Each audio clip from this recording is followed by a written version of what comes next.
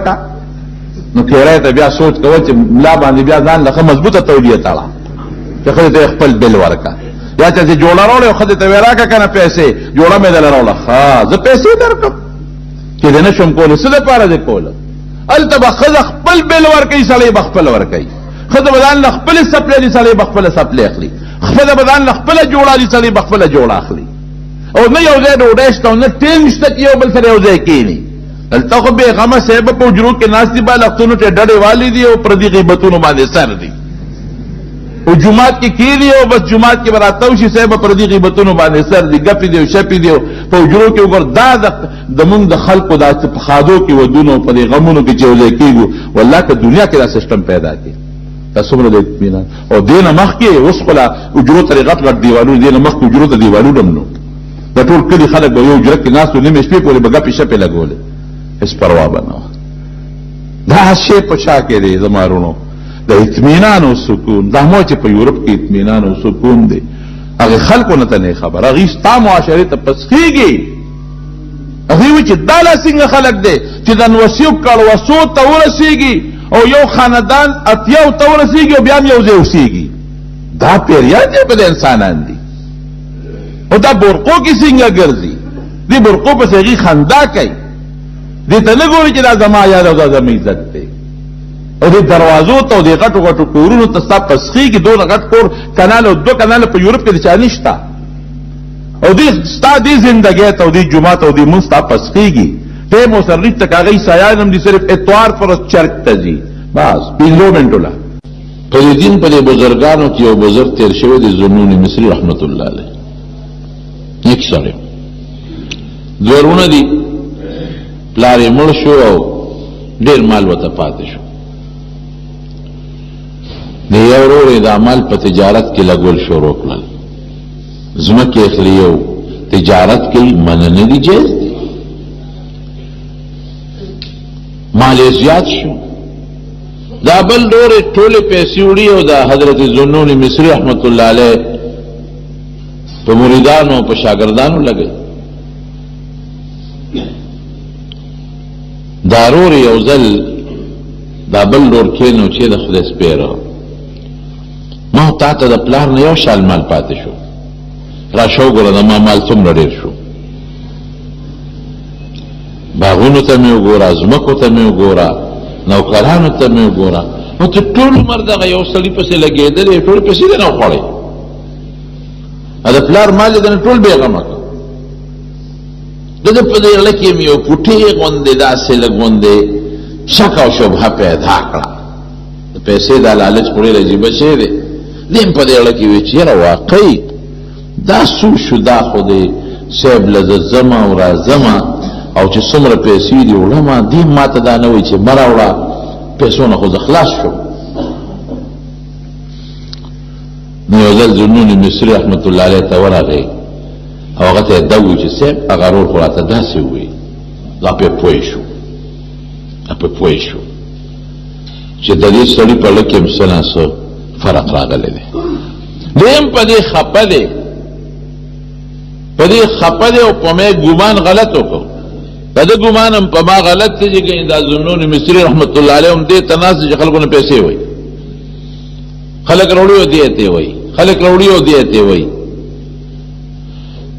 وایي زه داسې وکړه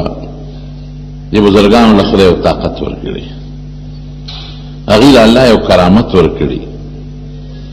وایي داسې وکړه یو نسخه یې ورته ولیکله دا دارو راوړه وایي نورې خبرې درته وروسته کوم دا څیزونه راوړه حلال پساري دکان ته دا چې کوم د مفردات خرڅوي دا د حکیمې دا یو شی خرڅوي هغه پساري دکان ته لاړ او د هغه نه هغه څیزونه راوړل د 100 پیسو شو یا د 2 پیسو یا د 2 یا د 1 روپۍ د 2 روپو هر څه چې هغه معمولي شو ورور دی راوله ورور یې خو دقسې مخامخ کېنو امالدار ورته ما هغسې نه ګوري د مالدارۍ ځان له یو نشئ مالدار سړي که دیندار یې ډېره لویه خبره خدای ته ډېر خوښ دی او کمالدار سړی متکبر دی او کبرجن دی او د خدای نه لري دی دا د خدای باغی دی. بیا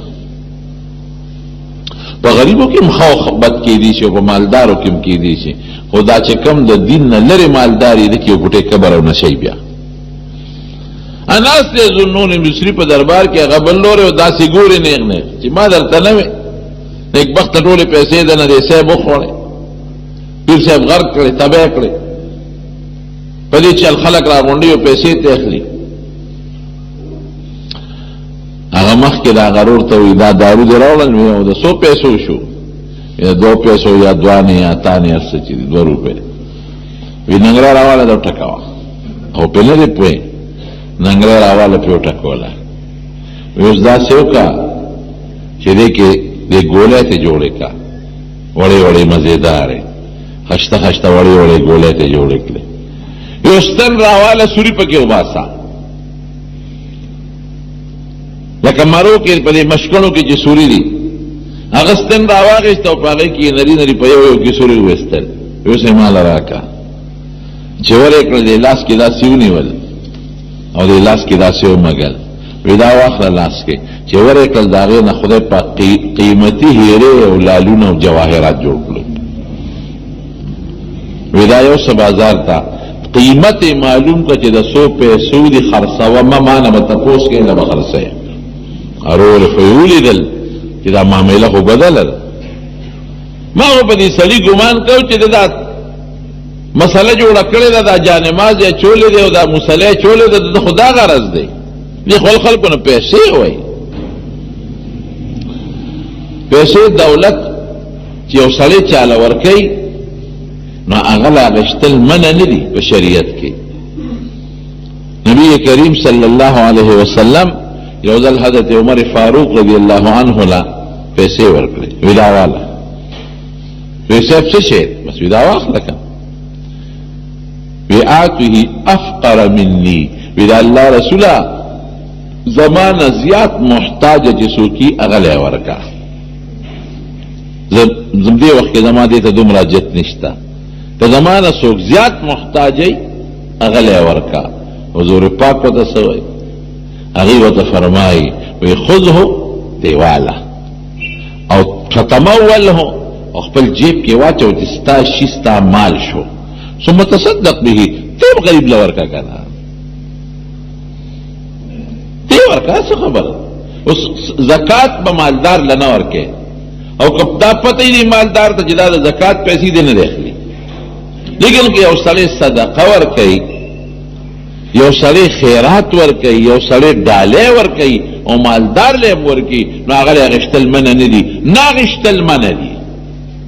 دا حضور پاک حضرت عمر فاروق ته فرمایي دیو نه چې ښا ستانه زیات محتاج خراب بل به ورکو نه وي تی والا تی ځان مالک کنو تی بل فقیر له ورکا. ګوره علما وایي دي کې اوسو فائدې دي یو فائدہ خو پکې دا ده چې کبر دیو نه که یو شی چا درکاو تا واغشتا خبره ده. دویمه څه خبره ده دویم دا چې هغه ته مو واپس کوا دا مال چې څوک چاله ورکوي د په زړه کې د مال هغه وقعت او حیثیت کمیږي او چې څومره یو سړی مالدان سره جمع کوي د په زړه کې د مال عظمت او تعظیم پیدا کیږي. نو چې دا یو خبره ده چې دا کنه لګمال اولګي د خدای په لار کې لګمال ورکی داغه به ثواب وشي کنه ته ثواب ذریعہ شو او که چرته بالفرض ستانه بیا بل جات محتاجی نو ته ولا ورکا بل خبره نه نو دیرور خو هغه خو الذنون مصری له خو چې چا شوشې سو چاله وروړي نو د حدیث ته پیغمبر علیه السلام د فقې به عمل کوي هغه باغشت شاګردانو باندې به لګو په مریدانو به لګو په لنګر کې به لګو مدرسه کې به لګولې د مالدار وروړي په دا ګمانو کې چې نه د پیسو د پاره ولو جوړ کړي خلکو نه بدې چل پیسې راخلي هغه ورته خوله چې ګوره پیسې مال چې خدای راکړي نو دې هم جوړولې شو وینا دا واخله چې لاس کې ورکل قیمتي لالونو هیره جواهراتو ودا داس یو څه بازار کې چاته خایا د زارو مارکیټ ته یو سادات سو ته ویل کېږي جواهرات چې څوک اخلي دا کانی مانی خود چې خرڅه نو مانه به تاسو کې مانه بغیر ونه خرڅه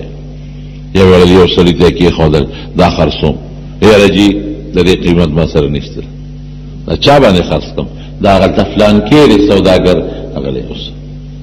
هغه لمون ورکو دا مال چې هغه له یو هغه کته هر په دې کم ځای جوړ پیدا کړی دي تم څه کې خدا 200 پیسو دي جیله دې قیمت ما سره نشته دا چا باندې خرڅ کم د فلان کی بازار ته یو سال ته لوی تاجر دی ابدن والی چې هغه له یوړې هغه ته خوله هغه لاس کې اړول هر جی خو پکې ګم خود دا دومره د قیمت شی دی چې دا خود د ګټه شی دی خو ما سره دې پیسې نشته قیمت نشته چاله یو سم دا فلان کې له یو سال چې الته اورل یا جواب لدر نه خدا خو ډېر لوی پیسې سره څومره ده هغه زمانه کې سو لکونه کروڑونه درهم یو یاد کړ چې دومره دي دا خرڅه وینرا کول لري چې د چا دی هغه ته پوسه د قیمت معلوم کا نو واپس یې ولرول وی د 100 پیسو دي عملدار ور خلاصته هغه به بیا بد ګمان سنا سخشو خو بیا پورا ګمان نشتا او اذا خو ته مړه مشکلی به د 115 روپو ارور ته ولوي اذا 100 پیسو دي سوي سړي جواهرات والا سوي زرګر سوي چې پسو اخلم وی سب د دې قیمت خو صرف یو سړي سره پټول خار کې پیدا شو بل چا سره نه ملاويږي او اغم دومره لکه دومره کروڑه درهم یادای وی سره کوي ورامله هغه ته واغشته او یو شاغه چې دارو دې بګې مې د کوله چټو راوړه او کانې مروړه چټو کانې پیروړه ودا پکې واچو مې دیکا پیټه کا خې مې دکا او چې خې مې دکړې نو راځه د مدرسه او د خانقاه د دریاب په غاړو لاس کې واغې دریاب ته غورځولې وی چې موږ د خدای نه غواړو نو د 2 پیسو د دارو نه موږ له خدای د کروڑونو شي جوړای خدای داسې موږ غواړو نه د خدای نه لکه تیر جمعه تاسو ته ما ویلو چې حضور پاک فرمایل الفقر فخری وی فقر زما فخر دی وی دامه تمنا د چې یو ورځ مولم دوار وځيوږي نبی علیہ السلام فرمایي حضرت عمر فاروق رضی الله عنه ورته وی وی د الله رسوله وی د خدای نه وغواړي چې خدای پاک فارس او روم له دومره مال ورکړي دي چې ستا په امت فراخي راشي وی عمر ته په دې سوچونو کې پروت دی وی دا خلک دی خدای پاک دې له دنیا ورکړي موږ له وخت خیرت راکړي زمون دنیا نه زمون خیرت دی د دنیا مال لړو من نه لګوري ماته له جمعم درته ویلو او چې د الله د منشا مطابق یو غټي او د الله د منشا مطابق خرج کړي اوس دا خلک دی خدای پاک څومره طاقت ورکړي مطمئن جون دی هغه بل ور چې وکتل راغی په دې کونډو لاس کې خود حضرت معافي غواړم بس زماده رور چې دا کم مال دلته خرج کوي ځان پوي کا ستارور چې دلته کم مال خرج کو دا د ضرور په فایده کې لاړ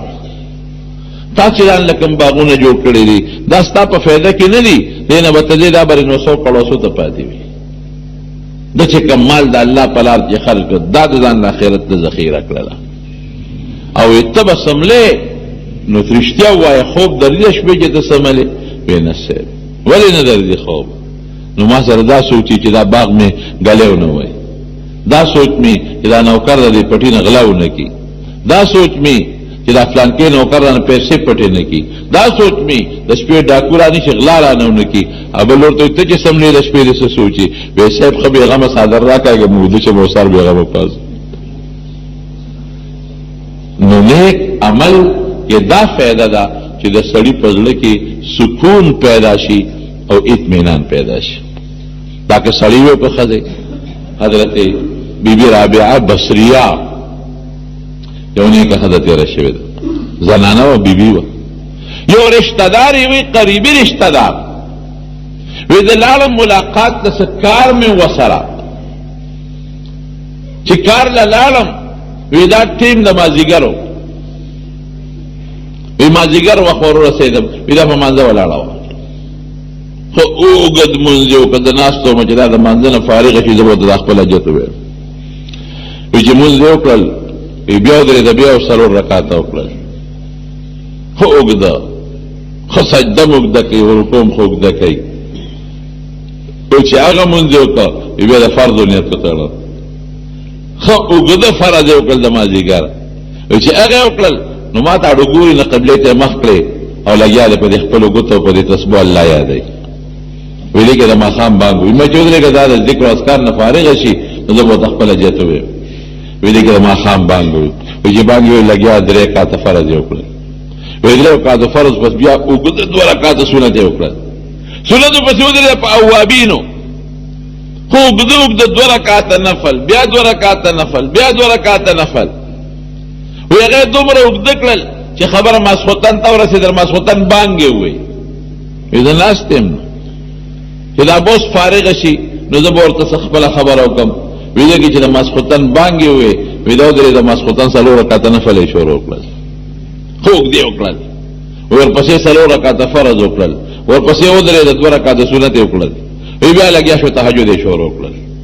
زه اوس کله یو خوړم او کله دا خوړم چې اوس به دا ستړي شي اوس به دا ستړي شي اوس به ستړي شي وی خبره پېشبني ته ورسېده اخره کې ویتر وکړل ویتر پسې سار بانګ ووایي سار بانګ چې ووایي دا بیا ودرېده په سنتو ښه اوږده سنت یې وکړل بیا ښه اوږده فرض وکړل فرضو پسې بیا لګیا شو خپل ذکر او اذکار کوي چې ذکر او اذکار یې وکړل دی کې انوار راوخت وی انوار پسې 2 رکعاته د اشراق مونځ وکړ او چې څنګه اشراق مونځ وکړ نو وی څادر په ځان خور کوي چې یو پټې غوندې به سملم ما شیره ټوله شپه عبادت زما په رحم راغی چې دا ورته اوس خبره نه کړم ځکه پرون مازدیګر داسې په عبادت ولاړه ده نو پرېږده غوندې یو پټې به دمه شي نو چې کله دا د خوب نه راپاسي نو بیا به ته زه خپلې خبرې وکړم نو چې یو لږ غوندې خوب یې وکړ او د خوب نه څنګه پاسېده نو فوراً الله ته په ژړا شوه یا خدایا ارمان که ستا د پیغمبر وینا نه وې چې حضور پاک فرمایي چې ان لنفسک علیک حقا ستا د وجود پتا حق دی او ان لعینک علیک حقا او ستا د سترګو پتا حق دی او ستا د وجود پتا حق دی ان لعینک علیک حقا نو که دا وینا نه وې نو الله ما به خوب هم نه وې کړی استاد پیغمبر د وینا مطابق دی وجود لما خپل حق ورکه خوب مې وکړو نو الله که مانه دا خوب لږ زیات شوي معافي غواړم خدای ما معاف کا او فوراً پاسېده او داسې وکړو او داس پسې راله دوحا په مانځ ودرېده بیا خبره ماسپخین ته ورسېده ماسپخین بیا منځونه مازدیګر ته ورسېده په دې یو شواروس کې ما دومره موقع پیدا نه کړ چې ما بیبي رابعې بصري ته خپله جت ویلي یو صحابي ته وایي چې داسې چل دی په دې خو سړی ستړی کېږي یو صحابي بل صحابي ته وایي ای ملګري وی راځه که یو 2 رکعاته مونځ را باندې وکړه او ارحنا بها په دې مونځ مې لږ دمه کا مونږ په مونځ ستړي کېږو او صحابه یو بل ته وایي مونږ په مونځ دمه کا چې الله ته ودرېږو یو سړی چې ډېر زیات هم ستړي شي او ډېر زیات د وجود خوږېږي او ستړي شي او دې راشي او یو خپل محبوب سره کینی یو خپل معشوق سره کینی نو وجود ته سکون اطمینان حاصل شي که نه شي مونږ مونځ کوو خو مونږ دا محسوس نه کړه چې دا مونځ کې د خپل محبوب الله ته ولاړ دی یو قرض دی یو بیګار دی راشه ډزو له ورکړه چې قصه خلاصه شي صحابه به وي بیبي رابعې بصري به وي په مانځه دمه کېږم صحابه وایي وی راځه چې مونځ وکړو وایي په دې مونځ مې یو بوټی لږ دمه که دمه دا بیبي رابعه بصریه ده په زندګۍ کې د خپل خولې نه بغیر د قرآن شریف د آیت نه بل ټکی نه دی ایستی که چا به د تپوس کو د مسلې نو یا به د خبرې تپوس پې کو نو عبدالله ابن مبارک وایي وی حج له ورسره په لاره تلم بوډی د بوډی او وایي چې ما ته د څه مسلې خبرې تپوس کړې دي نو ما ته د قرآن شریف آیات ویلې دي ما به د هغې نه معلومه کړه چې دا مقصد دی دا دې خلکو ژوند دا د دې خلکو زندگی وه هغې به مونځ کې حضرت شیخ الهند سے مولانا محمود الحسن رحمه الله زمونږ د دارالعلوم دیوبند لومبی طالب العلم دی دارالعلوم دیوبند له خدای بس یو برکت ورکړی دی یو برکت خدای ورکړی دی او زه اکثر ویم د کوم دارالعلوم نقشه چې محمد مصطفی صلی الله علیه وسلم په خپل کونټه مبارکه اچولې ده نو دې کې به سړی څه وایي چې دا دارالعلوم دی او که نه دی مولانا قاسم نانوتوي رحمه الله په سوچ او په فکر کې پروت دی چې خدای پاکه مدرسه جوړوم او دا دارالعلوم جوړوم او د دې دا دارالحدیث کم دی جوړ کم دا د طالبانو کوټې کم دی جوړ کم دا کم دی جوړ کم سوچ فکر کې پروت دی د شپې میں نبی کریم صلی الله علیه وسلم په خوب کې ولې پریشان ہے حضرت دغه سے مدرسه جوړوم دلته دینی درسګاه جوړوم سوچ کې مچ دا فلانتیا کوټه کم دی جوړ کم دا د حدیثو مثلا دا مثال ورکوم د حدیثو دا درسګاه کم دی جوړ کم دا شی کم دی جوړ کم به کم دی جوړول غواړي مې سه په دې میدان کې راځه نبی رسول الله مبارک علیه مخ کې زور پسې کر خدا سے نه غتا وکړه دلته به دیوال لا ته وکړي دلته به حدیثو درسګاه جوړ کې دلته به دا شی جوړ کې دلته به دا شی جوړ کې دلته به دا شی جوړ کې خشته نقشه راته پزماکه جوړ کړه دا ډیزاینینګ او دا نقشه ارکیټیکټ سړی ته په دغه جوړای په کاغذ جوړای نبی علیہ السلام ماته مکمل نقشه پزماکه جوړ کړه چې خوب نه پاسېدم او اورګه چې زر د غزال ورشم چې هغه پیغمبر علیہ السلام مبارک کما نقشه راته جوړ کړی چې هغه نه یې نشي او زور چې موضوع به کې خپل غزاینه معلوم کما چې حضور پاک د شپې ما ته کم زین خود لري وی قسم دې چې سار ولا مرو لګیدا غزاتا وی د حضور پاک د کونټه مبارک نه خو مقصد پرتی دي کله کوئی دارالعلوم دیوبند او دارالعلوم دیوبند او دارالعلوم دیوبند ما یې که خاپیره ک ډېر مو چې د نور دارانا دا نور نه دی او دا نور رڼا نه ده لوم الخفاش لا یظلم البدر دا سپومه نه رڼا نشته نو د خاپیرک په چغو د نور رڼا نه ختميږي انو د خاپیرک په چغو د سپومه رڼا ختميږي خو یو شان خدای دارالعلوم دیوبند نور کو چې نن د دنیا په ګډ ګډ کې د دارالعلوم دیوبند بچی لګیاري څوک د حدیثو درسونه کوي څوک د قران درسونه کوي څوک د فقه درسونه کوي څوک جهادي سلسله کې مصروف څوک دعوت سلسله کې مصروف څوک تصوف سلسله کې مصروف والله کده دارالعلوم دیوبند شاګردان په دنیا کې نن په اربها او تعداد کې موجود دي چې څوک یې مشماري هو مشماري مدینه منوره کې ناستم په مدینه شریفه کې یو سړی به درس کاوه مالته کې دوستان دي شاګردان دي په جامعه کې یو مرګري نه مې تاسو کومه دا سړی خدا درس اورم اگر چې مونږ تللی خو هغه درسونه کیږي ځای په ځای نو هغه आवाज بدل لوډ سپیکر ما اورېده نه هغه بعد واعظان ته چې واعظ کوي هغه لږه سختی کوي خصوصا د مذهب په باب کې لږه تیزی کوي مې دا خو ډېر معتدل او ډېر انصافدار سړی دی دغه چې د امامانو نمونه اخلي ډېر په عزت اخلي حضرت امام ابو حنیفه رحمه الله دعا وته کی حضرت امام شافعی رحمه الله ډېر په عزت اخلي دا سړی څوک دی ناغي چې دا زموږ جامع استاد ډېر انصافدار سړی دی ډېر ښه سړی دی نو یو ځل ورله مور سره کېناستم چې دې فارغ ور سره کېناستم اسمه خوښ شو ما ور سره عربی کې خبرې کولې زمونږ د عربي خو هغې پیژنې د هغې خپل عربي داسې ده لکه سړی چې پنجابي وایي او پنجابي سره ته د کتاب مطابق د ګرامر مطابق اردو وایي نو پنجابي په دې پوهېږي چې دا چې ته پښتون دی خو اردو یې زده کړې ده نو هغې خپل عربي لکه یو فوټې ګډه وډه شوې ده نو موږ خو دا کتابي عربي وایو اپه ما پوه شو نو ما ته اردو کې در فورا خبر پاکستاني ما ویو مې اردو کې خبرې شروع کړې نو ما ورته چې ته اردو ته څنګه صاحب زده کړې ده اردو دې کوم ځای زده کړې ده ما ته زه خو اصل د برما یم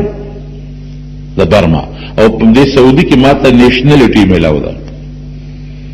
لکه دې ځای باقاعده شناختي کارت هغې ورته تابعیه وي یو مستقل نیشنلټي دلته ما ته میلاو ده دې ځای یم نو مې اردو دې کوم ځای زده کړې ده